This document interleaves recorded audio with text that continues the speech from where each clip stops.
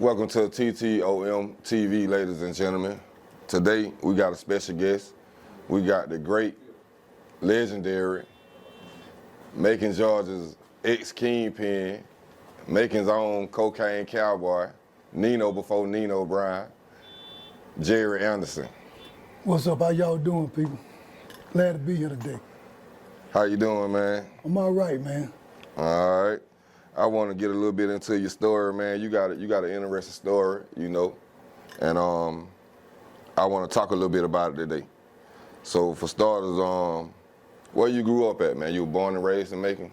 Born and raised in Macon, Georgia, Timber Heights. 57 now, Timber Heights. Okay. You had siblings. You were born in a single parent household. You had both parents. It was 8 of us and all, just my mother. She ended up getting a boyfriend as the years went on. Okay, where your father was? He left when I was 5 years old. I can't tell you where he was. Oh, okay, okay.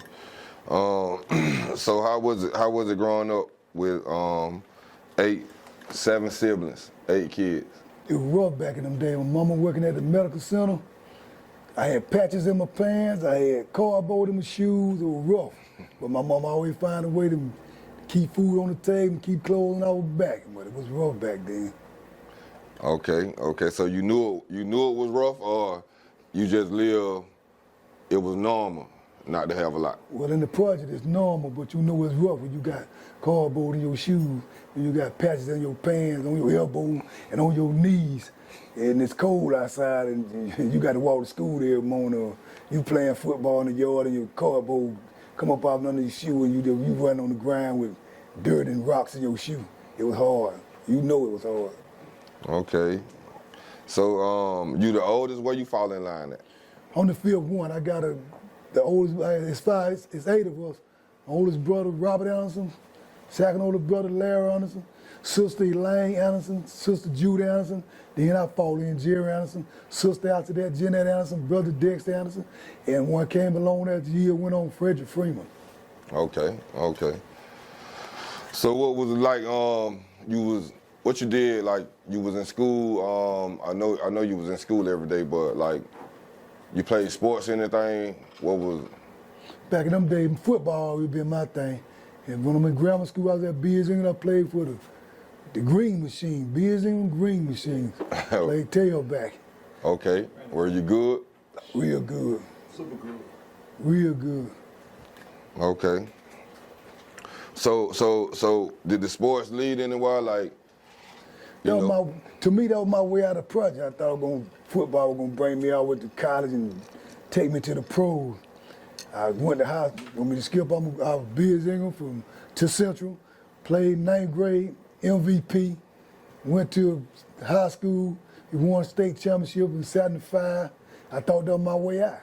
I went to college for a year, but I had to come out of there because the girlfriend ended up having babies on me. I had to come back home and help her. Okay, we're gonna get to that. We're gonna back up a little bit. That's why I want to know where you want me to hit you at. So during the time in school, what was life like? Like, you was a good student, like what? No, I probably would have done my job in the classroom. I didn't go to school to do work. I went to school to play, fight, look up on the girl dresses, and do all the crazy stuff till they tell my mama she come there my mama used to whoop up with a 4-inch iron call. When you could do bad at school, she come to the school, make you stand up in front of the classroom and put that iron call on you. But I just was a hard-headed little boy. I was trouble. I was prone to get in trouble. Every day I'm doing something bad. And the school let them did that back then? Yeah, you could do that in school. Teachers weren't messing with you. Okay, so once you got past the whipping age, once you got in high school, what that was like? You was playing sports then, or what? Yes, I played 9th grade football. I didn't go out. I went out in the 8th, but then I ended up quitting, and I started playing in the 9th grade, MVP. I just like to dress. Then I would steal my second old brother was named Larry. Larry had a thing, but he was a good dresser. He buy the best of clothes. And back then, we was still on that post side. So I had to wear Larry clothes to school, but he ain't gonna let me wear it. I had to sneak him out the closet. And I'm going to school fresh and sharp, and the girls just holler, "You look just like Larry." I got all the girls hollering at me. Next thing I know, Larry come through the doors. "Come here." take me in the bedroom, hit me a 4-piece, make me take off the clothes, and I come back out with short pants on. I'm embarrassed every day, because I'm wearing clothes every day. He gonna come in there and make me take them off every day. So it was good that way, but it was rough when Larry come up there to make you take them off. Okay. So you said you went to college. Did you go on a scholarship or? No, I had a partner of mine, Jess Anthony. He was at Knoxville College, and he thought about me. I was just at home taking care of the kid. Like I said, the girl got pregnant, and I'm trying to help her take care of the kids. He told me, he talked to the coach for me. The coach told me to come up there and try if I can make the team. They had 2 scholarships left out of everything. If I can be one of them scholarships, I could get a winner scholarship. So I went up to Knoxville and turned it out. I ended up getting one of them scholarships. They had me in the dorm getting ready to sign me to the contract, but I had to leave and come back home. So you say you spent a year there, but what it was like that year that you spent there? Most of the time you in college, you're doing work and you're going to a lot of parties. I went to a lot of parties. And I had to go to the University of Tennessee because I really tried to get over there. I go over there and play basketball over there. I go over there and run track with the track team. I was just doing a lot of stuff you do in college. A lot of playing sports, a lot of just being around women, and everybody back then just called me and said, "You look like Teddy Pendergrass now." Got a lot of women because of that right there. So when I was in college, that's all I kept hearing. "Oh, you look like Teddy Pendergrass. Oh, you look like Teddy Pendergrass." I didn't like it, but it got me women, so I allowed it to say it. Okay. So after college life, a lot of partying and everything, you come back home because you got a baby on the way. Yeah, she had a baby before I went to college, and she ended up pregnant again with nobody to help her, so she kept calling college telling me she needed me to come home, help her out. So the first kid was yours? Yes. Okay, so you already had a kid before you left? Before I left to go to college. Okay. Then when I got to college, before I left, got up there, she got pregnant, but I didn't know. Till a couple months later, she called me, told me she was pregnant again. I had to come home and help her. And I fought it hard. If I had enough sense, I'd have stayed in school, because I had a lot of pro scouts looking at me up there. A lot of them, but I came back home. Bad decision. So, okay, when you came back home, what was the plan, what you did?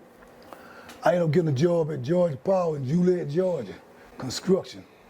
I worked there for about 3-4 years out there until I met a girl on that job. That's how all the drug thing started. The girl I met there, I don't know if I should call her name because I don't want nothing behind her. I met this girl at Georgia Power, and me and her started talking, and she knew people that were from Florida. They had to come from Florida to go to Warner Robin, come back to Warner Robin, come to Macon, and talk, kick it, and stayed up with her for about a weekend, and they're going back to Florida. I always wondered why they was at the house all the time, why they keep coming through him. And then I find out. Later on, when I find out from her, I lost a job in Georgia Power. My mama needed help. She doing bad. I can't take care of my kids. I need a job. I need something where I can make some money, help take care. And that when she introduced me, I ended up moving in with her in her apartment.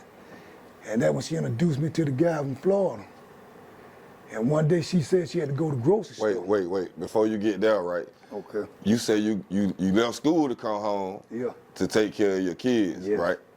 So you get a job at Georgia Power. Yes. You meet another lady. At Georgia Power. At Georgia Power. Yeah. And then you begin a relationship with her? Yes, I began a relationship with her. So what happened with your kids, Mom? Well, she ended up meeting another guy that she said she had a crush on since he was a little bitty boy. And they always been meant to be with each other.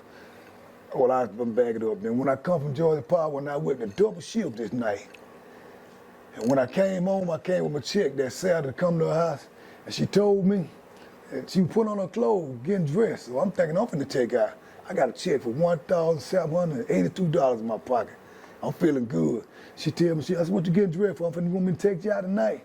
She said, "No, I'm gonna just tell you the truth." She said, "I met this that I used to like back in the day. I ain't gonna call his name either. I met him, and I met him finna go out. I've been messing with her for about 9 months now. I've been working at Georgia Power all the time now. She been messing with the guy for 9 months. But now he told her go and tell me, so she decided to tell me that night. So what I supposed to do? I said, okay, my thing always with a woman, if you want somebody, I'm gonna ask you at least 2-3 times, are you sure that's what you want?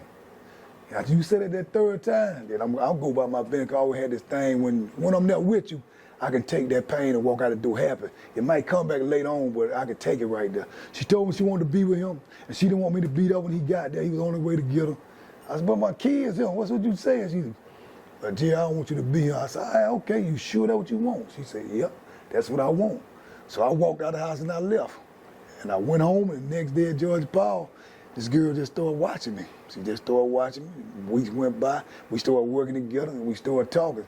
I hadn't seen my kid's mom in probably about 4 months now, because she already told me she wanted to be with this guy. 4 months later, the dude had never come over the house that night. He didn't want nothing to do with her. He didn't want nothing, so she came over my mama. I come home from work one day, she in there. Stomach blowed out. She pregnant again. That's a third baby now. She telling me, hey, this your baby, so and so, and you gonna help me take care of this baby. You know, I said, what happened to the guy that you with? You wanted to be with him. Why you over him? And I brought my other girlfriend in the house. This is who I'm with now. It's over with between me and you. They started fighting each other in the house. I put them apart. I had to walk her home. Was that your baby? Yeah, The it was third my baby too. All three of them mine. Okay. So, like I said, then I walked her home, took her home, and me and this girl started kicking it. We working at Georgia Paul together, we kicking it, we doing our thing. But my boss man liked the girl that I had. So he had to get rid of me. Me and him got into her one day, so he fired me because he wanted to get to her. But I made her quit too, and we both walked out of Georgia Paul together.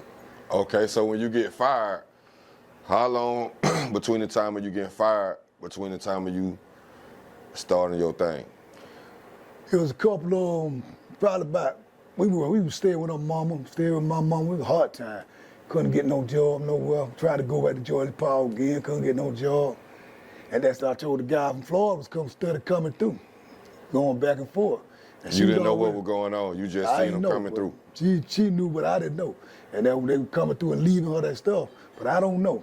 So one day So what they leaving it with her for? She because just holding it? She was doing it. She was doing it. She was selling. Back then, she had a name for selling that stuff. Back then, she was big time. She was all right. She was tough back in May. But you didn't know? I didn't know. She my girlfriend. They coming through the house and they staying there on the weekend and they leaving up out of it. So one day she told me, this is how I found out. She had to go to the grocery store. So she said, Jerry, look, I'm gonna go to the grocery store. I want you to sell this and stuff. People gonna knock on the door. You get $50 for this here, you get $25 for that. Always take the money first now. Once they give you $50, you give them this one. When they give you 25, you give them the, don't let them touch nothing. So when they come knock on the door, I give her, when she come back, it was gone. Now, I got all that money in my hand. Man, what is How much was it? If you got 10, it was 10 50s and 10 25, so you do the math on that. 500 and 250, so it's 750. Yeah, I got the money in my hand. I'm like, man, these people bought this stuff up like it wasn't. What is this? What the soap? What? People buying that little soap stuff, and you, what is this? Jerry, don't worry about it. Don't worry about it. So you didn't know what it was? I still don't know what it is. All I know is I sold this stuff, and I don't know what it is.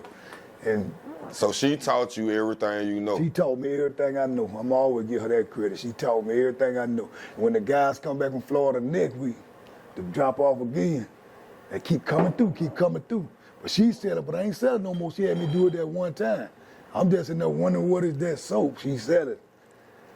But then again, I kept asking her, man, I want to sell this stuff. Let me sell it again. I want to sell it too. I don't know it's illegal. So the guy from Florida heard me saying it, so they tell us, look, if we gonna keep furnishing you this stuff, and he want to sell, you got to tell him everything, exactly what's going on, how he can, what trouble he can get in. She ain't gonna tell him nothing. He don't know nothing. He gotta do what I tell him. No. And they said, no, we're gonna stop messing with you if you don't tell him, cause he want to get in the game. Evidently, he do it good, cause when he sold, he went like this, So she pulled me outside and told me, said, Jerry, the stuff you selling, they call it cocaine. She said, call it the rich man high. Georgia, lawyer, doctor, NBA player, football, basketball, everybody everybody love this stuff. I'm going, this little over this stuff here. So it was just only cocaine, it wasn't crack? It wasn't crack, it was just cocaine then. So she said, yeah, everybody like this stuff. I said, man, they crazy. They gonna give you all that money for this little old bit of stuff. And she said, yeah. So she told me what time it was. She asked me, do you want to do it? Because you can get rich, make a lot of money, or you can go to jail for a mighty long time. My mama was hungry, my children didn't have nothing to eat.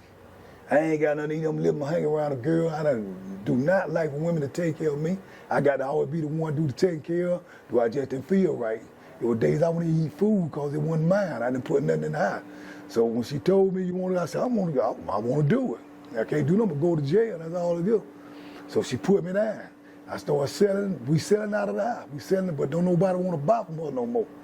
When she went there, people tell her, why y'all won't buy from her? So where y'all at selling this? Where you at? You in Tender Heights where you grew we up? We in Demetrius on, that's right there by, what is it? Right there off of Pine On. Right there off of Mercy and Pine On. No, I'm talking about Monroe. You over by the wash pot, by Lincoln? Yeah, right over there. Yep, so after that, we just started selling a lot of dope. I started selling a lot of dope because when nobody buy from her no more because she was using. And people don't like, you getting high, you don't want another person that getting high to sell your dope because they thinking you pinching off of it. So if they didn't get it from me, they didn't want it from her, they weren't gonna buy it, they wait I'm there. So now I done took her all the way over now. I had to push her back to the side. And just me and her selling. We started selling. We started making money. We left the meet. My sister stayed over there over by Booker T. Washington selling the projects over there. I don't know the name, so we started going over there, selling over there. It was just me, her, and I put my sister in it at that time. Then I put my cousin and another girl at that time. So I got my sister and my cousin selling a little stuff. So you built it up from the bottom? From the bottom down. And then I ended up putting Big T.O.M in there because he was going with my first cousin. So how long it took for you from the start of selling 25s and 50s to becoming the boss? How long that time period came? Oh, she out the ball from the top. Let me see, after I left, when I went there, I always was selling for them, but then we started selling for ourselves. How this came out. How did it grow? What happened? Because I'm quite sure at first it was small amounts, and then it grew to a larger amount. So what amounts you was getting at first before you really knew what was going on? Well, the first thing I did when I left from messing with her, when me and her stopped messing with them, I bought a key from the top. I was never small amount. I started from a key. The guy from Florida, I told him I wanted my own. And they told me as I got money, so they took me down to Florida with them. Cause I went down to Florida, we met some Haitians down there. I had probably about 15,000 on me. So they sold me a key for 10,000. And they had to tell me you gotta know how to pick your own stuff out, cause it's different types of cocaine. It's the pure white with the fish scales on it. It's just a regular white. They had a brown look to it, and with that lumpy kind, all base, and that heavy white with that brown in it. It had all the medicine in it for the shooters. And you had that fish scale, had both of them. You get the medicine. So by this time you knew how to pick it out? Yeah, I knew how to pick it out. When she sat about 6 or 8 of them on the table, everybody was picking out their own. I went right onto mine, just snapped them, and seen all that in it. That's this one I want right here. Okay, so what happened from there? We came back to Macon. Okay, so what happened from there? We came back to Macon.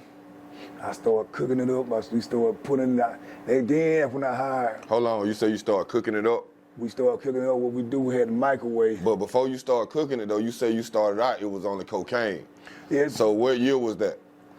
That was 80. It was 86. I'm gonna say it was 86. It was 86 when we started. But I'm moving too fast. It was 86 when we started, but we were just going all powder. We were going all powder at first. You were doing powder from Yeah. 85 to 86? From 85 to 86, we doing powder up until probably 87. We did probably from 86 to 87, I put it like that. And one day somebody come in, I went to California, I tell you that. I went to California. When I went to California, because that's where I started out in California. I went back to California. I did child support, and I went to California with the same guy that sold me the key. He took me up there and said, if you can go to California and sell up here, you can sell anywhere in Macon. You can sell, you go back to Macon, sell anywhere in Macon. So I started up there selling in California. I came back to Macon. Hold on. You said the guy that you bought the key from in Florida, he took you to California to start selling? Not to go buy nothing to bring back to Georgia, but to start selling what you buy from him in California? Yep. Tell me about that. Okay, the California move was, I went to jail for child support for 90 days. And when I got out, he was on the way to California. He talked to me on the phone. He said, when you get out, you might well come on to California with me. He said, come up there and I'll put you down and teach you how the game go. So when I got to California, me and went to California. We was already there too. We had been doing. What part of California? We went to Los Angeles. We went to Los Angeles, California. We stayed up there for about 2 years with him. We went up there and I say we went up there in 83 and 84. And I came back to Macon in 85. And I started on my own. We went to California with him. We stayed up there for a year and a half. We came back to Macon. That's when I started sampling people, sending out samples all over Macon, let people know what I was gonna do. And after that, okay, so the time you was in California, it basically like you was in California in training. Yeah. So you went and spent 2 years in California when it was just powder, and it was in the early 80s, before 85. Yeah, we've been powdered. We've been powdered for a while. It's always been powdered from the beginning. We California for powder, learned the game, came back to Macon in 85. From 85. How was you able to sell drugs in California not being from there? Because when you got the heart I got, I was a nice guy. It was the Crips. I was so with Crip, Bloods, everybody up there. Because my personality, they take me in, people take me in quick because how nice I was. You went and post up in their neighborhood? Post up in the neighborhood. We was on Crenshaw and Fifth Avenue. We was selling on Fifth Avenue. That's Crips, that's Crip area. But in the Crip store, we go out and tell them what we selling, they would come in there buying. But I was so cool with them, I was always, they loved talking to me, kicking it with me, laughing with me. And after that, after we selling to them, we coming up. They opened up a crack house up there too, in California. So you with the Haitians, and it's the Haitians who... No, it's my people that put me down. When I told them one day what she had to do, they was up there, they left and went up there to open up. Okay, the people who was coming to your girlfriend's house every weekend? Yeah, they went to California. Okay, and you went with them? Yeah, after I got out of jail, they called me and told me to come up there with them. So I go with them, and we putting it on up there. We get it on, we making money up there, we get it on, until they decide they started crossing me. They fell in love with a lot of women up in California, women. How much money you made doing that? I was making them at least anywhere from $90,000 to $120,000 a week up there. That was my spot. It was a powder spot on it. And they had the rock house up on the hill. I had to take the rocks up there and get the money. The rock house probably was making about $160,000 a week. So I was furnishing both spots, and I had to go work. I'm working here, taking rocks there and coming back down to my spot and still. And I had to stay in there all day, all night. It was 24 hours a day. I ain't had no off days. How much of that was profit every week? It was all profit for them. What about you? What you Mine, they were paying me $600 a week when I first got there. And it jumped up to $1,000 a week. After I found out from people that was in California that was selling for other people, they said the going rate up here is $1,000 a week. So they boosted me to $1,000 a week, but I'm making you all this money. And what got me, they started bringing all these pretty women over there with jewelry on their neck, BMWs in the yard, and they buy them everything, but they ain't doing nothing for me. And you making all the money. I'm making all the money, so now I'm getting mad. But the girl that I told her to talk me the game, she there with me too. And see, I'm green, I don't know, I ain't thinking about it. I'm making your money, And every time you come there, you can lift up your sofa, and I'm rake out all this money and give it to you. And I ain't counting, I ain't do nothing, because that's how loyal I was with your money. I'm just going to make it and whatever. But now I see you bring, I didn't know. She said, you see all these girls coming, he doing that for them. Jerry, do you know how much money you making a week up him? I said, no, man, that's his money. I ain't studying that stuff. That's his. He just paid me my $600 a week. I'm good. She said, Jerry, count that money one day, man. She said, you making that man every bit of money from $90,000 to $130,000 a week, man. I said, I ain't making that much money. I ain't know I was making that much money. She said, yes, you will. She said, count that money one morning. So one morning, every time people knock on the door all that night, I'll put all the 20s, all the 10s, all the 50s, all the 100, everything together. And I started counting that money that morning. I was at I had $93,000 at that weekend. I said, God damn, she right. These jokes paying me $600 a week. Girls coming with jewelry on, they got cars, and I'm still just sitting here 24 hours a day.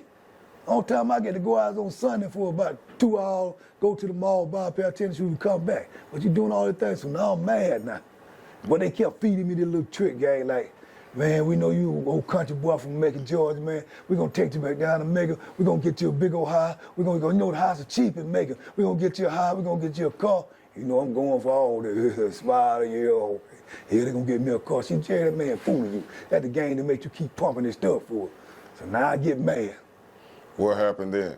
He come there one day, I said, man, I'm through with this junk, man. I got my stuff from under I had to save the money, I saved $6,000. I had up under my mattress. I was looking You said at 6,000 or 60? 6,000. Okay. 6. So I got the 6,000. I said, man, sell me 6,000 for $1,000 a piece. And man, don't leave, man. They were trying to keep me from leaving, trying to get me from leaving. I said, man, I ain't doing it, man. Y'all buying these girls, doing all this stuff, man. I'm breaking my neck, man. I said, I want out of this, man, right now. Do I go buy with somebody? So they sold me 6 ounces. I go down to the hotel room down the road, and I get a room. And the guy that was cooking the stuff up for them and making stuff for them, doing all this, man, he was real tight, because he was a junk anyway. So I called him, I tell him his name, I can tell you, his name was Joan. Joan would come down to the hotel room. I said, man, every 10 customers you bring me, I'll give you one on the house. So he just started running all the customers to me. And I started coming up from right there.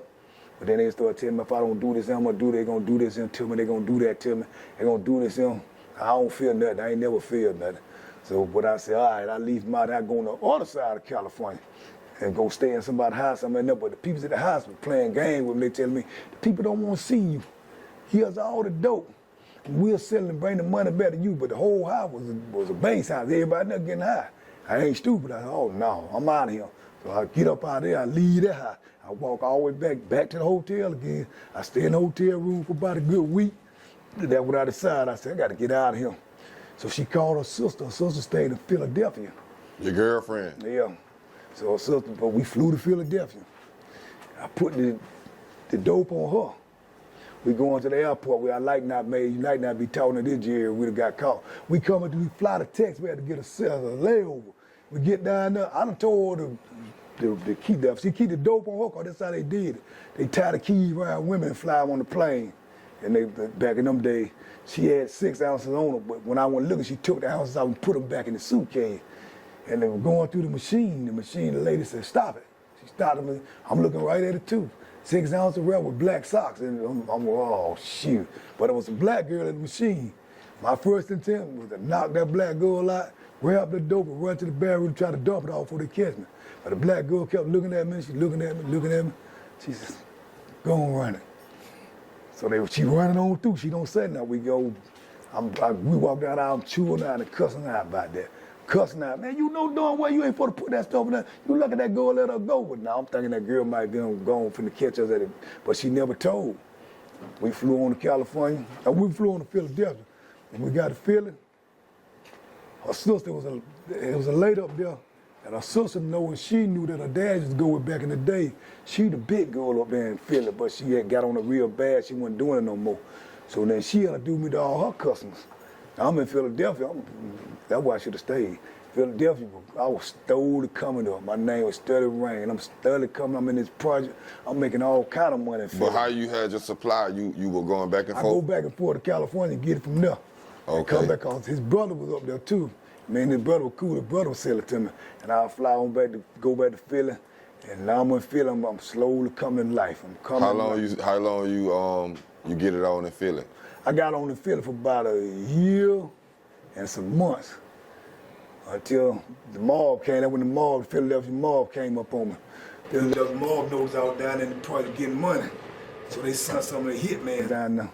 Hitman come down and tell me, he said, look, we've been hearing about you for months now. You down here making money, but we want you to know my boss told me to come tell you, you can't buy nothing from nobody but us. And every time you make profit, you got to split that with us. And if you don't want to do it other ways, so we're going to come back and get your answer tomorrow. But as of now, they had left a car down there with the trunk up.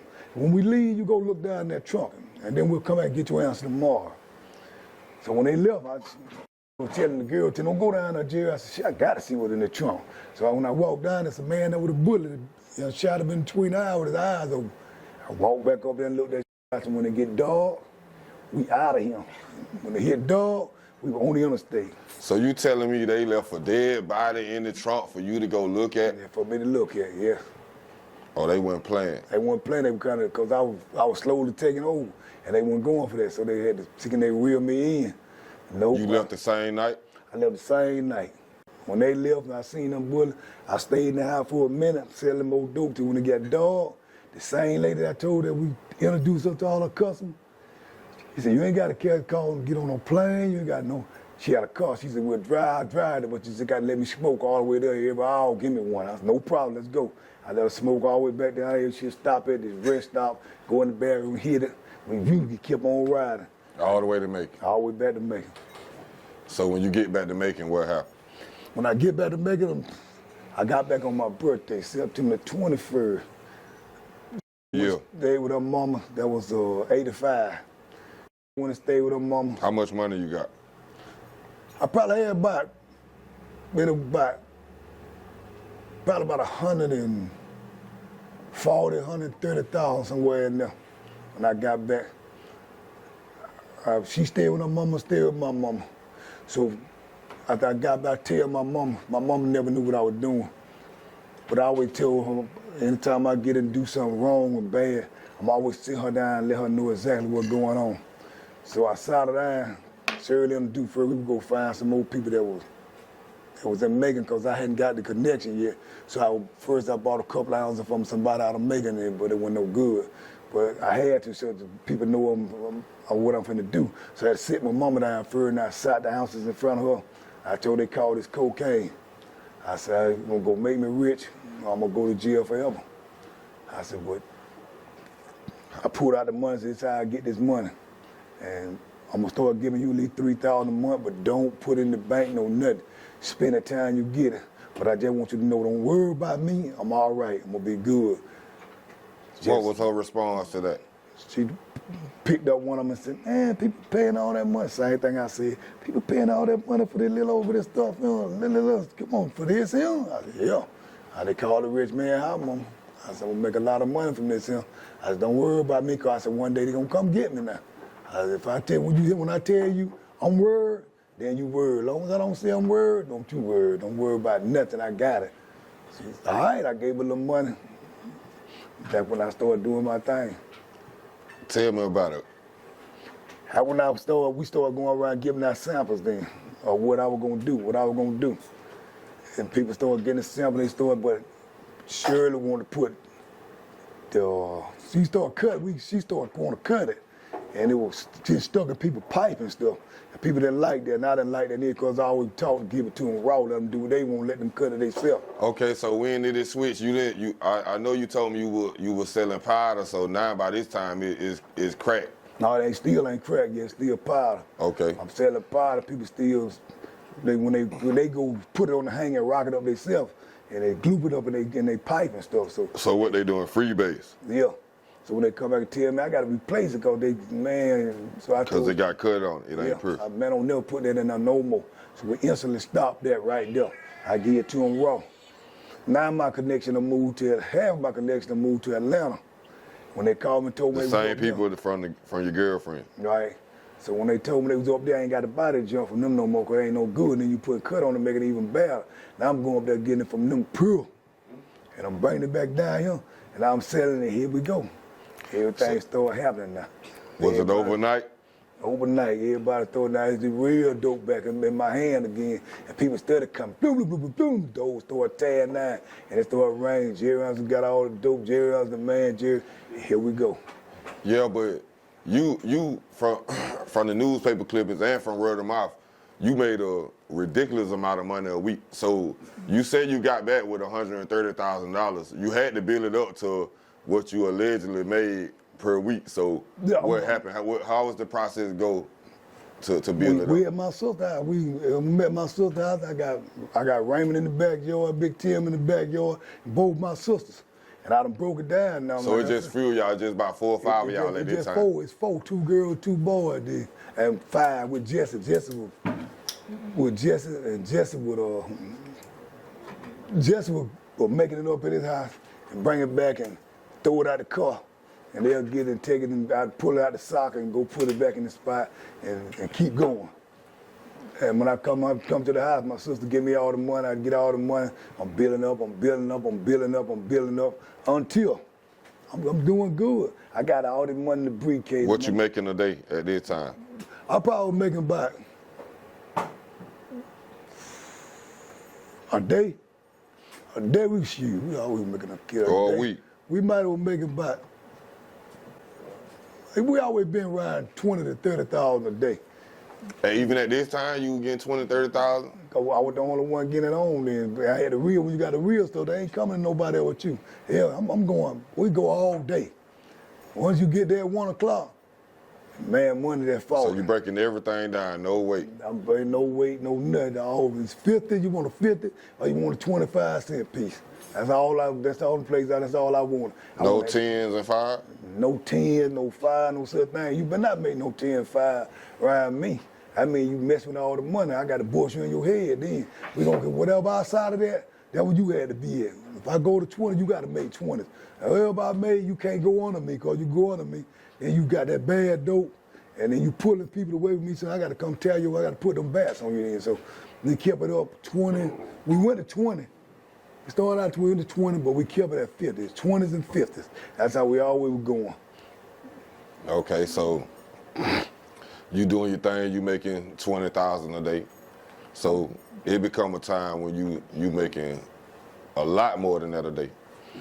Yeah, after what happened there after I'm making that much, I left all the money at the house. And get mad, she take all the money and run off. All the money, I ain't got, boy, I'm looking bad now. She done went to a hotel with about a month or something, giving away money, buy, I'm dead broke, I had a pen on me. I'm dead broke, I'm in the room crying. What you mean, from the 100-some thousand, you don't got nothing left? I ain't got nothing, she done took everything. She done took all the money and gone doing her thing with it. So now, I'm sitting there crying, I don't know what to do. So one the next day I decided I'm gonna walk around and try to get my head right. So I grab a pair of jeans and put the jeans on, and there's some knot in the jeans. I go, man, I go in the, at $850 in there. So I called my people in Atlanta, tell them what she did and what happened and what. Man, come on up here, you could have been called her. So I go up there, what you want? They give me a couple more ounces again. And when you get through, then they'll pay her back. It's like they pimping me again. So now I got to get pimped again until I get back where I'm going. You got to build yourself back up. So you go from making $20,000 a day to back down to zero. Yeah, start from scratch. Yeah, they give me 6 ounces again. I'm breaking the 6, and when each ounce was $1,500.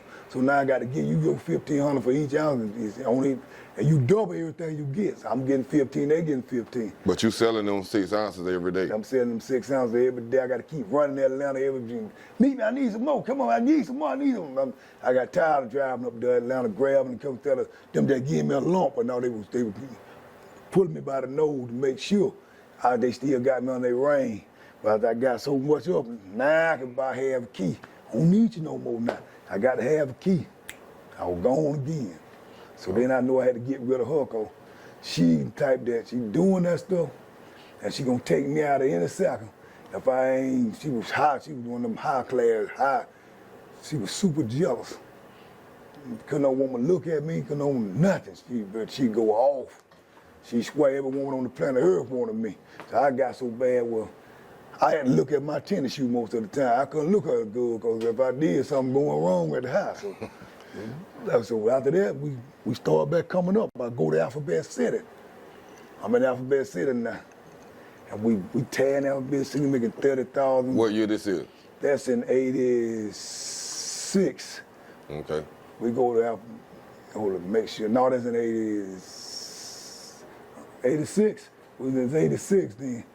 We go to Alphabet City, we get it on. Now we up to making 30,000 a day. Again? Yeah. How big your crew is by now? The crew is probably about 15 people then. We making 86, 48, good night, 65. We making that. We right in that range. We back in there every day now. But how much you getting? How much dope you buying? I was back there now because I'm making that much. I was buying 2 keys then. So I'm buying 2 keys in 86 because they still, they in Atlanta and they in Florida. The Florida connection was better, but Atlanta was right here with me. So I'm buying the 2 keys because I want to keep going, but I got What you paying for them and what you making off each one? I'm making 20, I'm making 20. But I'm making we selling all powder. I'm making 125, 135 of all powder. I'm making a killing. You paying 20, but you making 100. I'm making 120, 130 off with it. Cause when you tell me putting that stuff that was so good, I didn't have to put. You get a gram for it. You wanted a 50. Like you wanted to, but I don't put the gram, and I might put a half, cause it still made the bag seem like it was so fat. Then when you go and can cook it up, it did big still, so you ain't worried about it, cause you can cut that motor so many times and smoke all night long. So I'm making a killer from that. So I'm trying to figure out how you get to the number that they say you was making a week. So when we gonna go on down the line. We still okay. We still fresh. So okay. Now I go back to California to visit my people on vacation. And the people up in California, I was telling them about how making wood. And so the guy that I told you that I took from them that were making the stuff for them, and I took, if he bring me 10 every time, he said, what you need to do now, he said, go back home and break that stuff down and start selling rock. He said, if you don't start selling rock and somebody beat you to selling rock first, they ain't gonna never hear you, period. Go back to making and break that junk down, don't sell no more powder. I was skeptical of doing it, I ain't want to do it. But when I said, okay, I'm gonna break down, broke down about 3 ounces. I said, y'all said, he said, let's see how the customer react to them. They took out the 3 ounces, come back in there, and about an hour or something, gone. I said, whoo, he was right. So now, from now on out, I ain't seen no more powder. We gonna start selling crack now. All the way up, we cracking. Don't nobody want powder. So this still 85? Yeah, that was not 87. Oh, it's 86. 87. 87. Yeah, we in 87, that's when I switched over. Okay. So don't nobody want no powder no more. You might get a Joe come. I kept an ounce on the side just in case somebody come on a snorter or a Joe that shooting. And everybody was on crack bad, and everybody want smoke. It's smoking time now. And right there, we blew up from right there. We started making money on top of money. So how you picking your team? How you building your team? Most of the guys I had first, I started out with a lot of guys from Florida. But the Florida guys like to whoop people to death. They don't, anything go wrong, they gonna beat your ass to death. They don't want, they want cooperative. And all the guys from Macon stuff saying I got all the guys from Florida, I won't hire them. So I run all the guys back to Florida, except for a couple of them. And we started hiring all the guys from Macon. That was the worst mistake I could have made. And the guys from Macon started, because they were good guys though, but they had never been to jail before. That's the only They were your problem. friends? They all grew up together and all this stuff. You know? And the name of the game was, you working for me, I'm gonna pay you, I'm gonna get you an apartment, I'm gonna get you a car, I'm gonna put a sign system in your car. You already got all the women, cause everybody know they call it Jerry boy. You a Jerry boy, so you getting all the women, you got your apartment up front with furniture all the way through, you got your car, you got everything you got. So you were getting your records, when they start working for you, you were getting them apartment, a car, fully furnished apartment, Yep. and everything. That was your thing. You got the car, furniture, you got it all. What kind of car you was giving? Back then, I drove the BMW. Everybody back then, they're going to either get a 300 or they're going to get a Saab, or every now and one of them might get a BMW too. So we were riding Saab 300 and BMWs back then. So how much you making then when you start? This before you got to your height, right? Yeah. So how much you making a week then at that time? We still making about 500 some thousand a week then. Back then. How many kids you get? Back then I started letting them go out to I was staying out in Idlewood too. I stayed out there. Back then, that's when I had opened up, I had dug my hole in the ground, and I would leave the money in the ground. They come and they were dropping off 10, 15 keys. They put them in the ground. They take their money and go on back to Atlanta or go on back to Florida when they were coming through. So now So you telling me you had a spot that your plug could come, drop off the work, the money, you already leave the money in there, and nobody had to be there. Nobody had to be there, because nobody know where it was but me and them. So they come, you leave the money. I leave the money in the ground. They come and get it and leave. Yep. They drop the dope off, get the money, close them, go on by their business. So you getting about 15 a week at that time. 15 a week. But you making $500,000 a week out 15 kids. I'm making that's how much I tell when we break. Or you down. get 15 at a time, but not more than that a week. I'm just go get 50. Whenever I run out, I call them, they come. Either Atlanta gonna fill it up or whatever. The quicker I run out, the faster I buy. So how many times you did something a week then? 2, 3 Okay. times a week sometimes. Okay, so you doing 30 to 45 keys a week Well, and breaking them down. breaking them down. Okay, We stayed breaking down day and night. okay, We go ahead. always breaking down. Okay, finish up. So you making 500,000 a week. 5 a week, getting all the keys. So, you throw me off right there. After we got through breaking down, we take it back. Now I got to open up a spot. I open up a spot, 4 Hills, spot, Pleasant Hill, spot, Alphabet City, spot, William Street. I got spots now. Now each On spot. every side of town. No, I went to every side of town. Now, each side of town, we're going through 2, maybe 1, 2, 2.5 keys a week. Each spot was making money like this all day long. All day long. We're making money like this all day long. And you got workers. I got workers. Everybody got their spot. I got every man. I had like you over spot, he over spot, he over spot, he over spot. I had dudes that was package mans on it, people that led the spot, lookout mans, everybody over there, everybody had a job they had to do at that time. They had a certain amount they made that you paid for each position. Yep. What was the rate you remember? $1,000 a week, $6,000 a week, $3,000. The man over the spot, or the man that was making it, he gets 6. Or the people that over the spots get 5. Lookout man, package man was getting 3. Lookout man was getting 1,000. And they get their money every week like clockwork. Like clockwork, because that's how it went. It went like clockwork. Money was getting made like. What you do with so much money when you making 500,000 a week like that? I'm gonna see the Raymond. I don't know if Raymond gonna remember. He ain't gonna remember this. It was a time, me, Raymond, and Goon Bean. We went to a store one time, and I bought a safe in there. The safe was I think it was $540 something. And I come back in the U-Haul and got it. I don't even know if he remember that. I've been had that safe for a long time. I filled that safe up. We would buy safe, barrel, buy so many safe, making so much money. So where you were burying them at properties you own or wherever you could find the property? Cemetery, anywhere. Anywhere you could find in the room. Wherever. Okay, keep going. You say you were making 500 a week, but it don't stop right there. Oh, It grew from there. So now we up now. Now you go count the money we making. We done went so high now now we making all the, let's see, I said Pleasant Hill spot might have making about, that was the lowest spot, he might be making 3 something, 300,000 a week. And William Street might have been making about 3, 4, and 4 Hill making about 4, 3, 4 something. But Alphabet City, So what's the most you was making a week?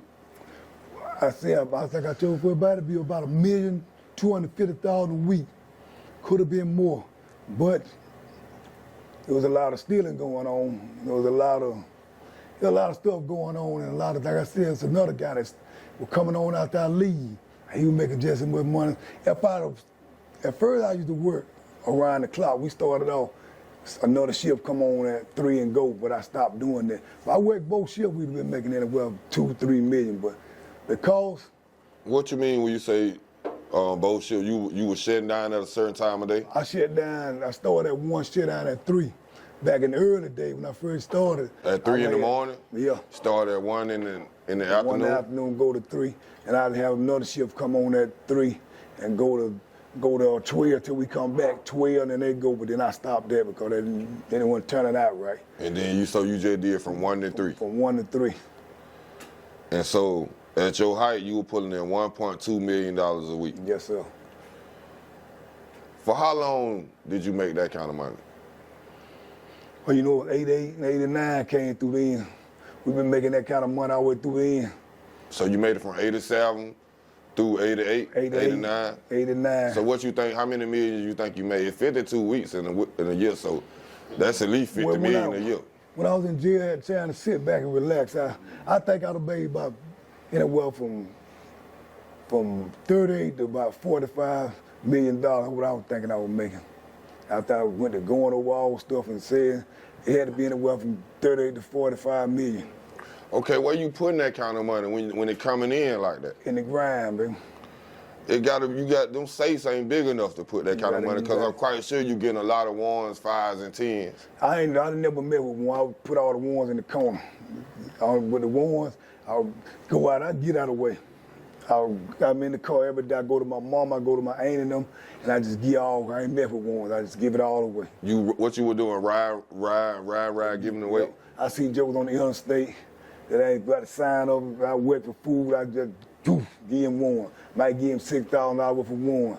I go see somebody else walking down the street, give him $5,000 worth of one. My aunt pull up saying she going to play bingo. I give her $10,000 one. A friend in the car, I give you one of them $3,000 worth of one. I just give them ones away because it was taking care of people, and I wasn't finna count no one. And the corner might be stacked all up to the top of the ceiling with ones. I don't mess with one. I just, every day I'm gonna give them away. Okay, so what you were doing for yourself, what kind of balling stuff you were doing? You making $1 million a week. I know you had to be doing something crazy. I had jewelry over neck, I had a BMW, I had a Jeep, I had a 46 Plymouth, I had 3-4 vans, I had a lot of more. I had a red Trans Am, I had one of them SS Seville, one of the old cars Seville. I had a lot of stuff. I had all kind of jewelry, had all kind of everything, but my wife before then, my first wife used to tell me, Jerry, don't you stunt too hard, everybody know it's you. So I stopped wearing jewelry and all that kind of stuff, but I'm gonna dress. I dress like a mug, whatever it is, I'm gonna dress to the T. But I laid low and just kept the money. So you ain't do a lot of balling? We go to the Peacock, baby, 1-2 times a year. We'll go in there and Tell me about that. Tell me about a night at the Peacock. A night at the Peacock, we finna set it off. I go in there and I tell the lady I want the whole place. Paint the picture. What year it is? 1987, 1988? 1987, we get all the gear. I go get about 3 limousines. Take everybody to the mall, buy everybody a top-notch silk suit or whatever, make the man fit them right there. 45 Joe got on silk suit. I got limousine waiting on him. Well, I done went to the Peacock and paid the whole place up. I got it set up where I wanted and gave all the money. The cameraman can't take a picture of nobody but us. I done gave him at least $6,000-$7,000 and send him to the store and buy every film there is in the store. Your job to film up. You come up in the club, all of hitting up by 11:30, jump out of limousine like Mara Denham used to do, run sideways through running in the club, get everybody out of town. We run up and down. Oh, Jerry boy, we got this side of the club and the club tip over. You wanna know what tip over is? Yeah, what's that? Tip over mean when all of us come to the club, everybody on that side, everybody come over this side, the whole club. The whole club leaving. Everybody over here now. And we done got the whole club. We got a lockdown, and I got champagne all day, heaved all the passing out. Come up here and we sang a song, and everybody just getting towed down, man. We spending money, and we singing, and all the women with us. I done got what this downtown, it used to be the Hills and the club closed, the motel closed downtown. Yeah. The Hills, they used to be the Hills. I got the whole 2 floors up there, the top floor way. So when the club closed, we finna go down there. We got music, liquor, everything already there. So once I go at night, but it always on my birthday mostly. On my birthday, they already know. We finna go to the club, we finna tear the city up. And but I never told them when I take them out. I'm gonna take them out 2 times a year. On my birthday, they knew. But it always gonna be that night, ain't nobody looking for it. And I said, everybody go, let's go. We going out tonight. Okay. Okay, so that's some of the stuff you were doing, but I'm quite sure you were doing some more extravagant stuff with that money. You're making $1 million a week. As I said before, see, I don't want you to force me into something I don't want to say. So I'm trying to keep it going on another lane so I won't have to slip. I save money. I was just saving money up. And they say we just having fun. I'm just buying cars. I'm just buying women's stuff. I'm buying whatever. Whoever. If your house needed fixed, if you needed a car, if you want to go to college, I'm giving away money. That's all I ever do. What's the most you ever spent at one time? I can't get locked up no more paper and everything right now. Let me see. It might have been when I bought the house. When I bought my house, that was probably 130. We took it to the place, the agent down, and they went, woo. You took it to him cash money, $130,000? Cash money. I saw my uncle down there. He got a grocery store, and he supposed to be able to cover this kind of money. But in the long run, it didn't end up happening like that, because my uncle ended up one of them telling on me, so. Okay, we'll get to that. So, you making the money and everything good. How do a person get a job with you? How did you pick your workers? I said when Raymond came up on me, he don't remember that nigga. He think I begged him to work for me. But he came to me and told me, he said, look, man, I'm looking for a job, man. And give me a job, I never heard what you're doing. So my thing, I already knew who Raymond was. I've been knowing him all his life. But my thing always been to find out, do you get high? If you get high, I ain't gonna mess with you. So I said, all right, I'm gonna get back with you. I gotta check around about you. Before he left the basketball coach that day out there, said about Raymond, man, he smoked a little weed, but he don't do that there. So Raymond got high. If you getting high, I don't want you around because things gonna go wrong. When you getting high. You definitely weren't picking nobody that was getting high, nothing like that. Yeah, I had to know you. And I should have been picking Joe that been in jail before, but I was picking straight jokers.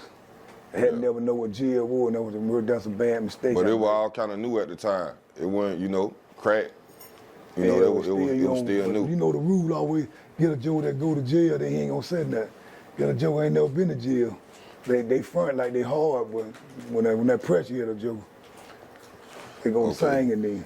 So look, y'all having fun, you making $1 million a week, you getting it on. You know what's coming. Yeah.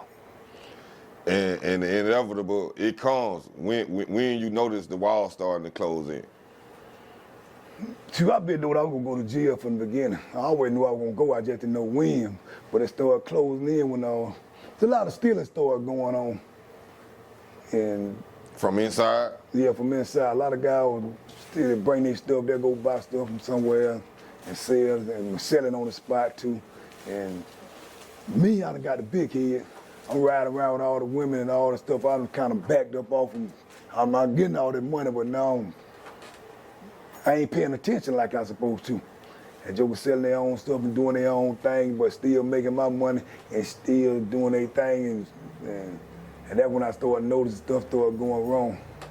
So now people coming up to the spot saying, Jerry, this ain't your stuff. This ain't like your stuff ain't like this. And I'm looking at it and going, oh, okay. Okay. Now, people selling their own stuff now, and they selling my stuff. But what about the laws? Get my quota. As long as I got my quota, I didn't really care. So, Joe, I knew that was because it's a lot of money. Right. But I mean, what about the laws? When you knew the walls were closing in with the laws, when you know the laws were getting close to when you? police started coming? Yeah. Police would come, they would come every day, sit up over there, and they would try to run us off sometimes. We'll go to the gym and shoot ball. And they'll stand there and sell the dope in my mouth and say, hey, Jerry boy, I want to come by. They were playing, so we knew. Joe come up there, police officer come up there, black dude, wired up, trying to get Joe to talk. He wired. It coming. They were just coming in the open like that? They just come up there and try to get customers to buy from them? Yep, I remember Swift coming there one day with Halloween. He come there, Swift, a white boy.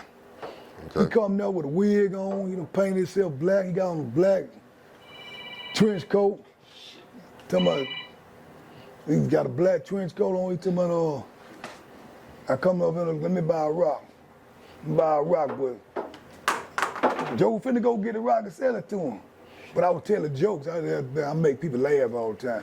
I was telling jokes when they were going to get his stuff, and he bust out laughing. I always knew Swift I had laughed. He got over there. So you was up there? Yeah, I'm always up. I was always up there. When they were there, I was there. Oh, okay, so you was at your spots. I ain't know you. Yeah, I'm always go to all the spots, because a lot of guys couldn't function. I had to tell jokes and keep people calm. Because a lot of guys, if you ain't there when they come there, they will go to rallying. Okay, so you were hands-on with it. I was hands-on, so I had to be there too. You got to tell jokes, you got to be there with them, because a lot of people couldn't take that kind of pressure, so I was at the spot most of the time. So finish telling what happened with Swift? So when Swift come there, he asked for a rock, and God finna go get the rock. But when I told him I'm telling jokes, and Swift bust out laughing, I said, hey, man, it's Swift, man. I almost got you, Jerry, I almost got you, man, I almost got you. I said, shoot. Man, you ain't get long as I heard that laugh, I know it's you. But long if he don't laugh. So what happened from there? He didn't try to go forward with it. He just left. He don't never tack up. He know it's over him. Only person he grabbed one night, he grabbed a big old back there selling something. Nobody wanted. I'm gonna tell you like, one of the guys had fell asleep in the car on his post.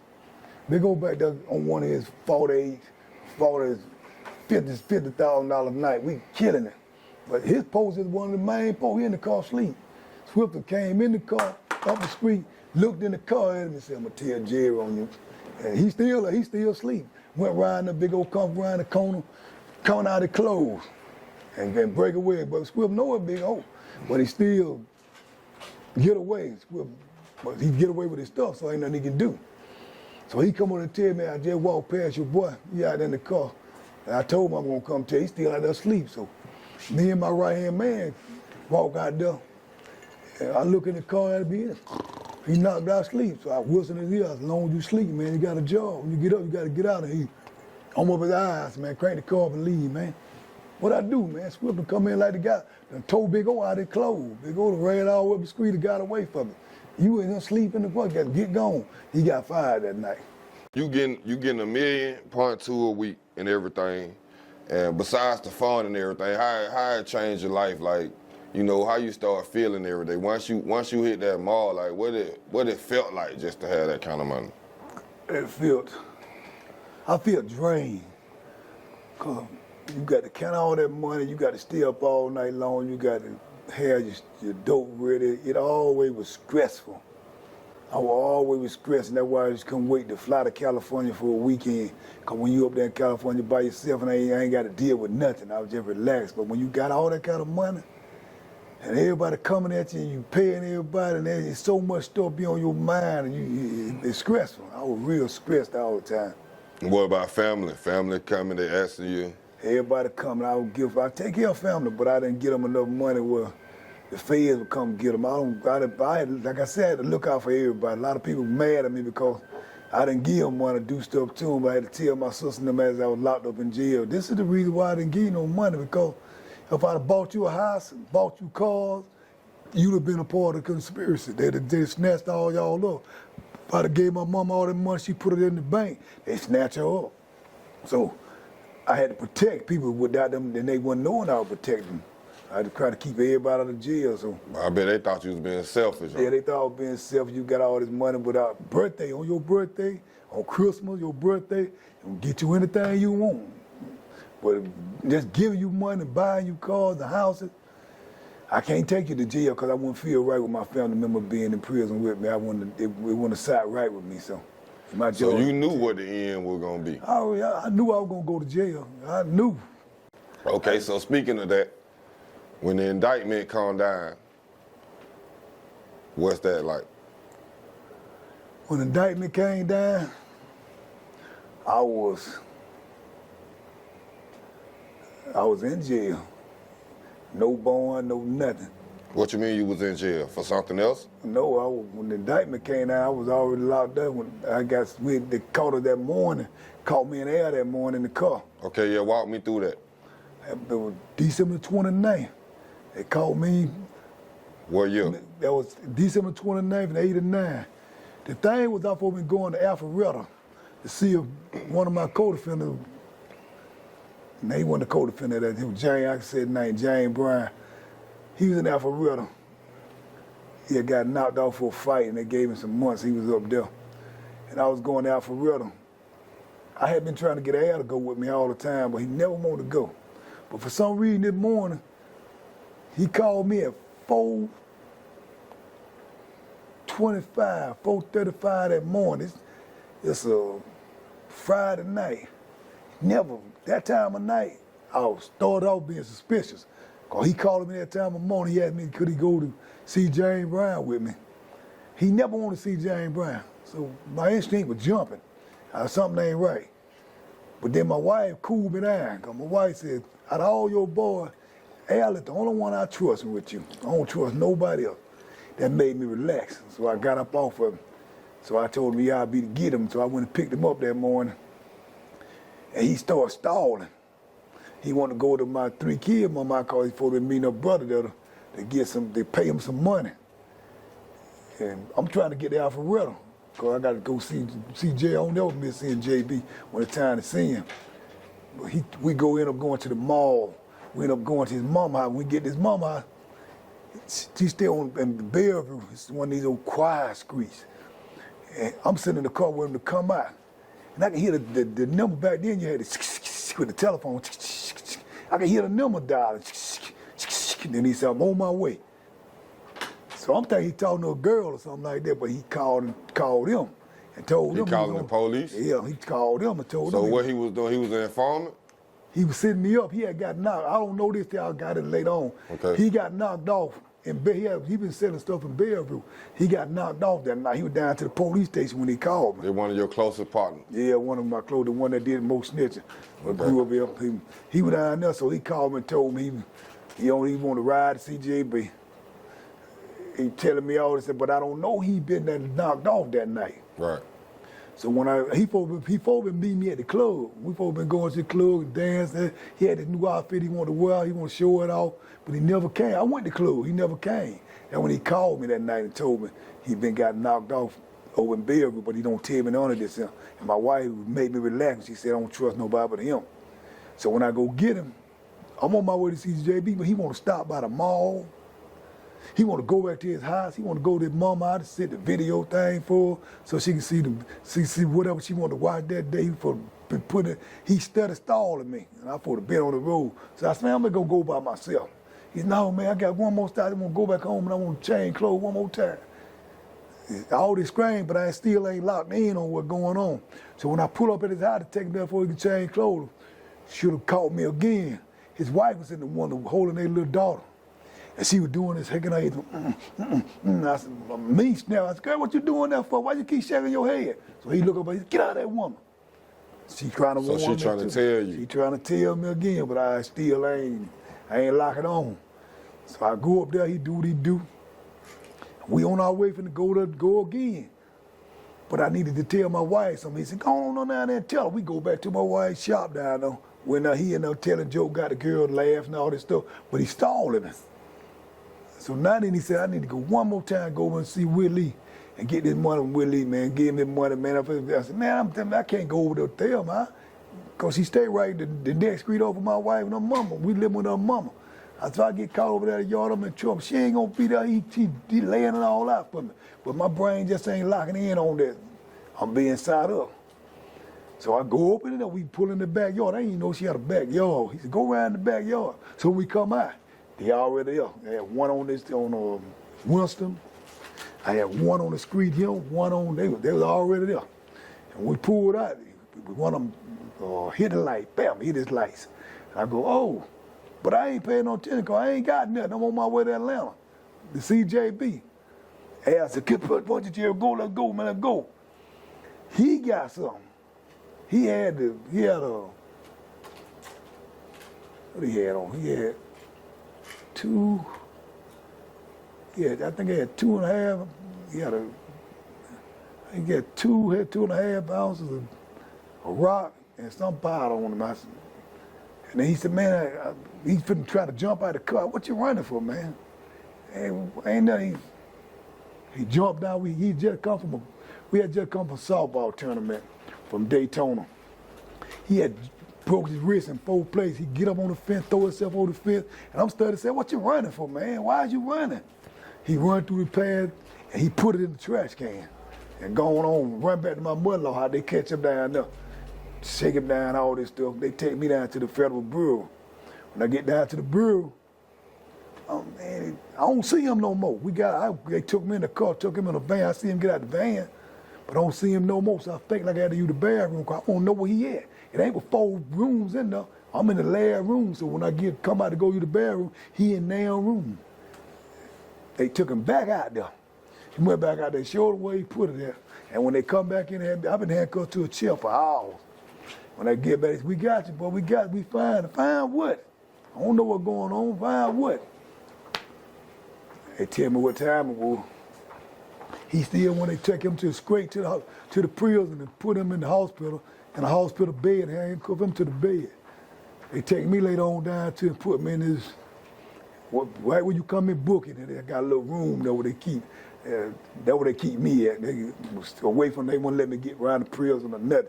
No prison or nothing. Did you know how big it was at the time, or you thinking they just got you for that little small amount they found? I ain't thinking they got her for nothing. That's the part. I ain't thinking they got her for nothing. I don't know there's no dope there. Ain't no dope there. Don't for be no dope there. I was on my way to Alpharetta, the CJB. So you don't know the seriousness of it? I don't know the seriousness. I'm thinking they just gonna hold me like they do, talk a little mess to me, talk, and then going out the door. So when you find out? I find out when what I said, sorry, what his name?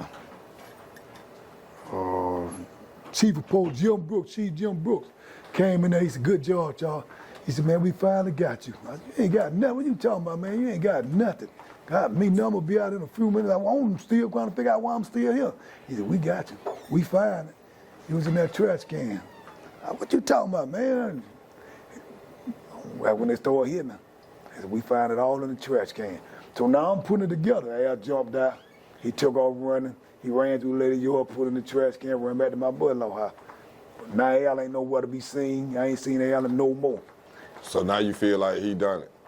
I feel like something wrong. But do you still know that they about to come with the kingpin? You just thinking they about to come with what they found? Yeah, I'm thinking they finna come with what they find. And they take me down, because all they charged me with was possession with intent to distribute. Wasn't no kingpin there, that one charge. They take me down there, intent to distribute. And when they started saying telling my lawyer what was this and what was that and how much they fined, possession with intent to distribute. See, Al could have easily said that was his and we could have, but that wasn't the key. After that deal, Al, they kept us down there for so many weeks, wouldn't give me no bond. I finally got it where I can get a bond. The feds took over. Took me to Millersville. They took me to Millersville. Okay, so it was the state at first that got you. Yeah, state first. Then they switched over to the Fed. They took me to Millersville. And next thing I know, here they come again with some more. They come back with 6 more counts. I got 7 counts now. What the old counts are? Count 1 was possession with intent to distribute. Count 2 was conspiracy. Count 3 was continued criminal enterprise, kingpin status, RICO Act. And the other one was money laundering, and just other stuff that just ran 25 years for them. How you felt when you found out you had them charges? I always thought I was gonna beat them. Crazy in my mind, I always thought I was gonna, they ain't had nothing on me, I ain't studying there. So at no time you ever felt like, I never, man, I never it might felt be over. Yeah, the only time I felt it when it was over, when I went through trial. When I went through trial and they said guilty, when they found me guilty, they took Hold on, before we get to that, we're gonna get to that. When you get the charges, you know your man done set you up. Yeah. Okay, what happened once they indict you? I'm quite sure they start picking up other people. You got to go through a process. What's going on when you? It was just me and Al. Then they went around and they snatched up my 3 children mama. I saw her come in the room I was in. You can see everybody coming in when they get booking. I see they bringing her in and she bawling, going crazy, crying like I don't know what. Then they come and got T.T.O.M. Then they started picking up all of them. But they were letting them right back out though. They were making born to come back out. So after that, they came back in and said the counts was that when I told they went up on the counts, then they changed the count, went up. And after that, they called out all my indictment and they started, my lawyer come and tell me who all testified against me. And as it went on, they picking up more people and more people, more people. They started indicting everybody and people just started, everybody, half of them were glad to tell on me. It was half that didn't never say nothing. It was half that told something but never came to court. It was the half that they indicted. A lot of guys did some Since telling. you went to trial, you seen it all. I seen it all. A lot of guys didn't say they told, but I know they told. Any of them got on the stand in your trial? Tim, Tony, Al, my Uncle Willie C. How you felt when you seen them get on the stand? I feel it hurt real bad because when they first got us, they told I had an attorney, they had put me in a cell with an attorney named Dugan, somebody named Dugan. Make him run him out of making because he was winning every case. They couldn't nobody beat him. He kept getting everybody off everything. And he was sitting up with me, said, they ain't got nothing on you right now. He said, but what they finna do is start finding a whole lot of people and try to then testify, and that's when they gonna get you. He told me, that's when he told what conspiracy is. Conspiracy means anybody can say anything about you. Ain't got to know you or no matter what. They call your name, all it takes is one, and you through. And once Al decided he gonna testify, I was already through. Once Al, so it didn't make no difference whoever come, all they need was one. And after that one came, oh man, I'm dead. I'm dead. So you knew before the trial was even over with? Yeah, because it was conspiracy. They had me for count 2 of conspiracy. I already got T.T.O.M. Tony Al to testify against me. He didn't take but one of them. What carried the most time? The continued criminal enterprise carried 20 to life. The conspiracy is 10 to life. So when you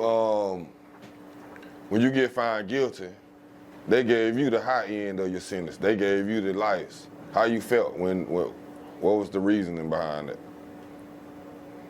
The reason behind because they want to make sure I never came back here again. I was something different from Macon. Macon hadn't seen us before.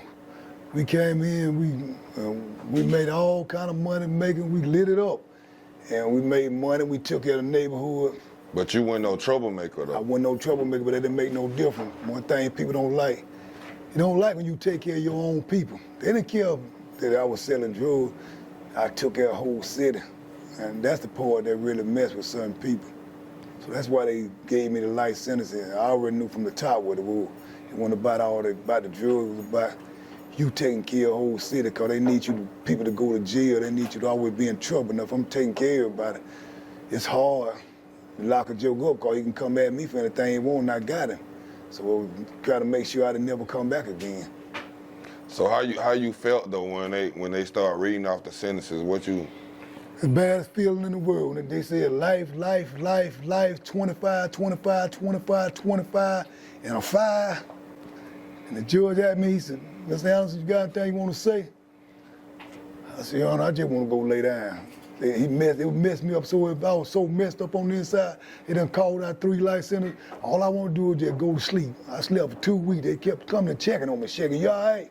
So it sunk in right then. It sunk in right then that I had 3 life sentences. Now I know I'm in trouble now, but I still don't holler for no help, nothing. Because I knew I was going to jail. I didn't think I was going to get no life. I thought I was going to get 20 years, do 20, come on back, do 15, 17, and come on back. When they said life, and 3 life sentences, broke me all the way down, man. All the way down. So you get your life sentences. You tell them to take you back so you can go lay down. You say you slept almost 2 weeks. You know, they were coming checking on you and everything. Okay, once you do accept it and you start doing your time, what was it like? When I got 11th then. When I got 11th, in my mind, I always knew I was coming back home. I knew I was gonna get out of it. I just didn't know when. But I knew I was gonna come across something in my mind saying something ain't right. And I met a man up in Leavenworth. He had did 20 years, getting ready to go home. And he told me, he said, son, let me tell you something. He said, every 5 years, a law change in prison. And that law could benefit you. He said, I'm going my way home. I got 5 here for another year. I'll do your case for you, try to fight, get you back in there. He said, don't ever get in no fights, don't do no trouble, don't do nothing. Keep your record clean at all times, cause when them laws change, if one fit you, you'll go home. If you've been fighting and doing all this stuff in prison, you'll never go home. So right then, never got in trouble in prison. Never, I kept it straight. And every 5 years, like he said, law would change. So that OG started you to doing your time the right way. That's right. Because I was going there to tear up something. If we're going to be a fight, I fight. Whatever I got to kill a joke and killing me. My mind was mad. I was mad at the world then. But when he sat there to me, I just got back on my good behavior. Okay, when you meet the OG at your first prison, Right. and he tell you that. Right. But I'm quite sure you still young at the time. It was hard to accept all that time, so I'm quite sure you just then, it wasn't night and day, you just then turned into a good boy. Shoot, I was a good guy all the time. I was playing softball. When I got there, I started playing softball. I started playing basketball. I started playing baseball. I started doing everything. I ain't never, when people see me in prison, they ask me, how much time you got? And I said, 3 life sentences. I said, God, man, they don't even seem like, man, it seem like you finna go home tomorrow. Cause my attitude was all the way up. You had a good spirit. I never allowed myself to let that sink in me. Cause if I let it sink in, I know I'm bumping the break all the way down. So I had to stay up here, cause I had to tell myself at all times, I'm going home one day. So I couldn't allow myself to get in trouble, and I couldn't allow my spirit to go down, cause I seen Joe was in prison eat razor blades, I seen Joe hang themselves, I seen Joe do all kind of, cause they didn't have a 3 year, 5 year, but they can't take it. Pressure bust a lot of jokers up and they start hurting people because they can't do the pressure. Me, I just stayed mellow all the time. You didn't get involved with the prison politics? Nope. No nothing. Don't play no cards, don't gamble, don't marry with homosexual, don't get caught up in nothing. I go in the TV room to look at TV. Whatever they watch, I watch. If I ain't want to watch, I leave up out of there. Don't mess with TV, don't do none of that stuff. You got to go in there. I don't think I did, like I said, I'm a sportsman. I played all sports. That's how I got to know everybody got to respect me because I play sports at a real high level. So everybody see how good I play and everybody gravitate to me, but I still wasn't talking that much. I want to talk to them. If I go on the prayer, I might find 5 jokers that I might kick it with. I don't kick it with everybody. I just quiet like. So that's how you got through playing sports?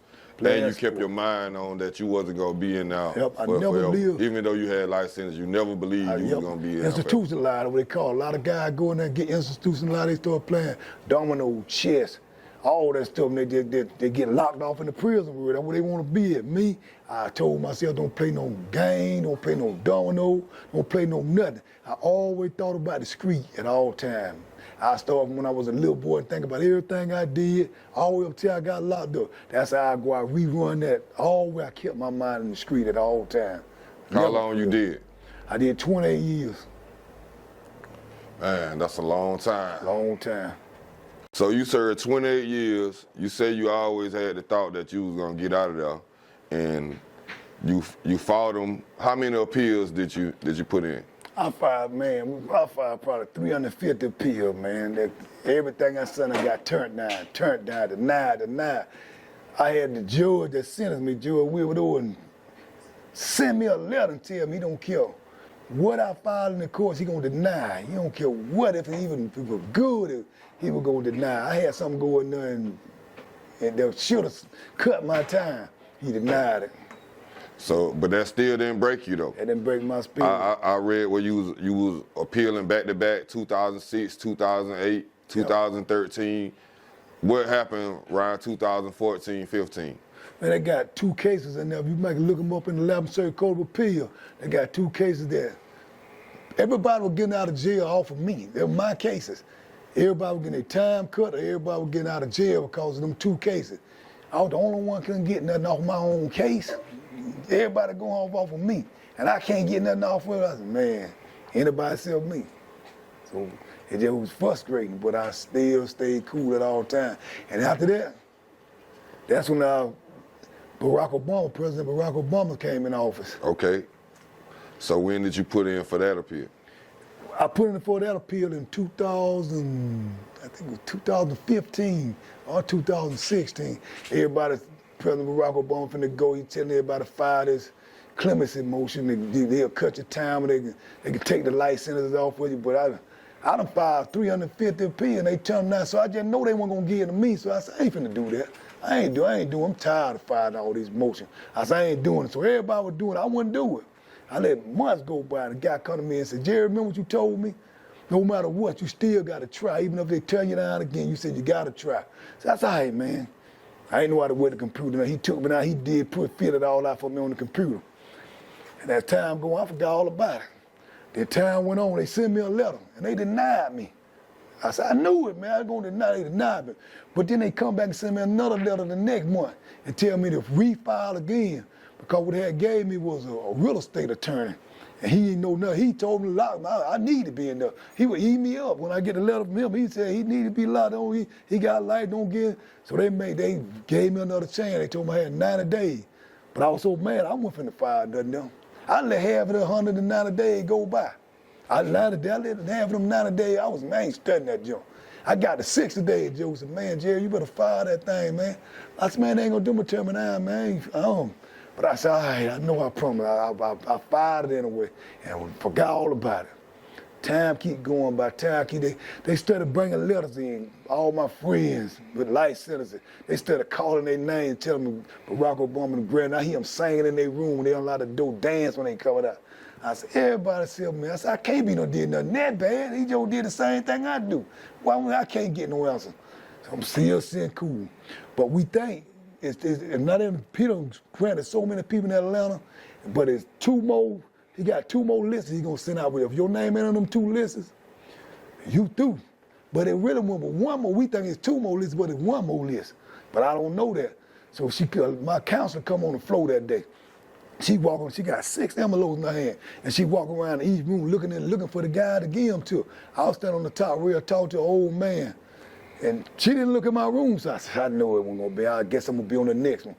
So when she walk past, she go down the step, and she see a guy. He got my name, Jerry Anderson. The guy name was Jerry, something close to my name, Anderson. And she called, said, come here.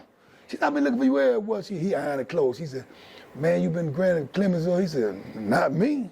He said, I ain't not me. He said, I'm here for gun charge. I got a gun. I ain't even filed for no clemency. She said, Jerry, you looking for him up there?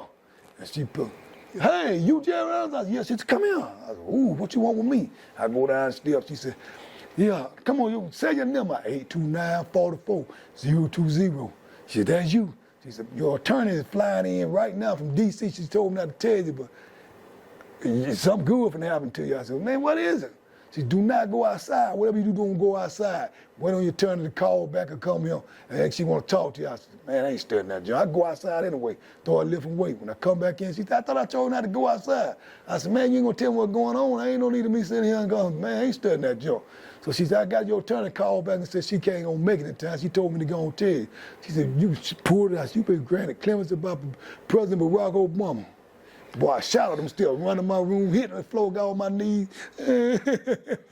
I'm through. I ain't never finna come on. Now I've been granted clemency by President Barack Obama. She said, the count, I want you, I'm gonna take you down to the telephone. You got a phone call gonna be coming to you. Go downstairs. Hey, when I get downstairs the count, he holler, hey, it's President Barack Obama. I'm calling to congratulate you on your being released. Your town, the Macon, they didn't want you out. They said anybody said you got 12 judges that signed a petition that didn't want you out of there. He said, but you know what? He said, I'm a president of a second chance. I believe in second chance. He said, look, I'm gonna give you a second chance. He said, do not let me down, because they telling me not to let you out. So whatever, don't let me down. I said, Mr. President, I'll never let you down, man. Never, man. Thank you, man. I'll never let you. He said, all right, then congratulations, man. Don't let me down. Hung on the phone. Man, you spoke to the president. Spoke to the president. Man, that what's up. Got the best feeling in the world, baby.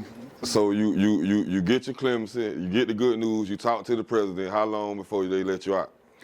They said they had put 3 more years on me. Still, everybody else was going right. 2 weeks later, was getting sent to the halfway house. Was going, and my lawyer didn't like that. He said, now, everybody got, let me back you up a little bit. You got to realize, 38,000 people filed for a clemency. Most of every drug dealer in prison. Only 1,715 people got it, just like in the lottery. And I was in that list. So man, I feel good in on more to get. Now I got clemency, and I'm finna get ready to go home, and man, it's just a feeling that I still feel the same way today. I feel like I just got out, man. I feel totally. You can't believe sometimes I ride them down the street and look around and say, man, I'm riding down the street, man. Because I might not, never came back in again. So that always keep hitting me in my face, that, man. So did they let you out before the 3 years? Yeah, because I had already filed a motion card, I think it was 989, or some kind of motion that I had, my lawyer filed, that'll knock 3 years off. You said it'll take me from life. It would have took me from life down to 30 years too, and I still would have got it if I didn't get the clemency. But we didn't know that. So once I got the clemency and they gave me the 3 years, she got mad and went back in there and refiled a motion for me. And the judge down there, Judge Abram, she said, man, I was 12 years old when he got locked up. And she read and seen the motion, she granted the motion. And when she granted the motion, it was immediate release. I was in Jessup Low. I was in there telling jokes to a bunch of guys in my cell. And I hear on the intercom, they said, Jerry Anderson, come to the captain office. I said, man, captain office? You don't get in trouble. What they want me at the captain office when I get there? He said, man, turn around, put your hand behind your back. I said, man, what I do? Put your hand behind your back. You going home. I put my hand, he started laughing. I was just playing. He said, man, you got immediate release. Immediate release. Stop playing me, man. So I'm not playing with you. President that called down, they got to release you. Them 3 years, they whopped them all. You go straight out that door. I said, well, let me go get my. He said, you can't never go back on the compound because somebody scratch you out there. You got a big life sentence. He said, you can't go out the door. Money put me in the visiting room. I sat there. I still don't know if they telling the truth. I'm calling people to come pick, man. Nobody can come get me right now. I called my friend from Atlanta. He called 2 of them from Macon, Levi and Roger Jackson. They come down there. I've been let go since 5:35.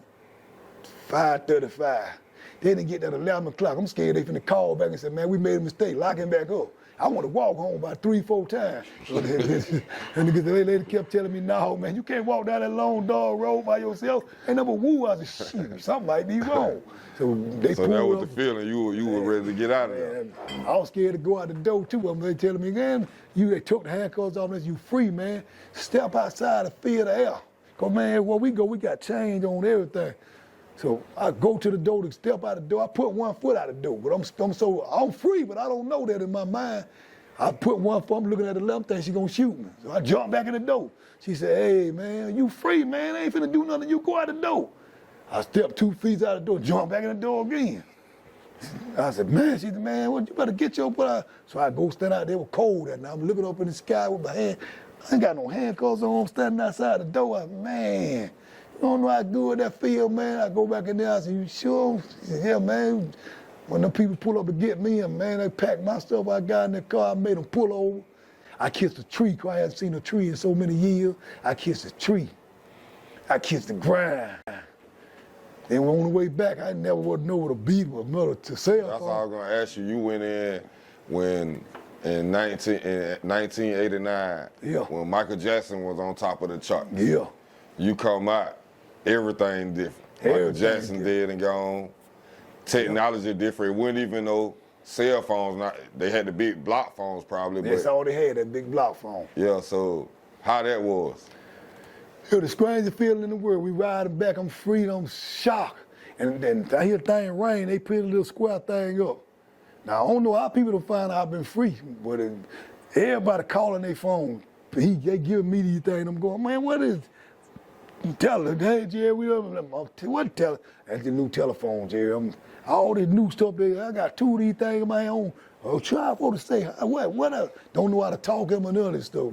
But I'm talking on the phone to people and everybody congratulating me, saying thank you. And I'm on my way back and I just, wow. It was like I stayed up all the way back looking at the hotel I got to my auntie out. Okay. So what's the plan since you free? My plan was to get to the little kids. I got a lot of little kids out of all these kids killing themselves, toting all these guns. My problem to God was when he freed me that I was gonna get out, and I was gonna talk to many little kids I can, anybody that don't have a father, that going through trouble, that needs somebody to talk to. I done did it all, seen it all, I know it all, I'm gonna tell them. So I gotta play the Rise and Fall, the Redemption of Jerry Anderson. I've been playing that and making and letting people go to take their kids so they can see what I went through so they won't go my way. Then I got my book out. Okay, I think I forgot on my own book. I think it's Kingpin. I think it's on Amazon. You can order it off Amazon. And I also got the movie finna come. The story of Jerry Anderson, that finna come out now. I got all this stuff coming because I'm trying to tell a story. I'm trying to let all these guys toting all these going around know it ain't the right way, baby. I got blessed. God blessed me with President Barack Obama. He don't be in that office. I don't be sitting here talking to y'all now.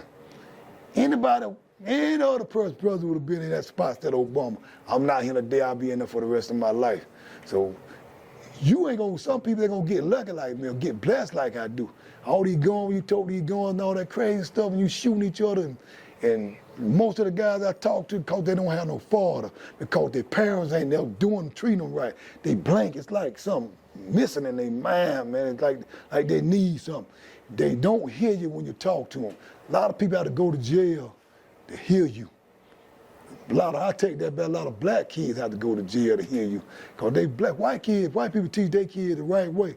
Our kids have to keep shooting and doing each other wrong, and when they go before the judge, here with that look on their face like, hey, Mama, help me, Dad, you ain't listen to your mama, your dad, or nobody. People couldn't talk to you.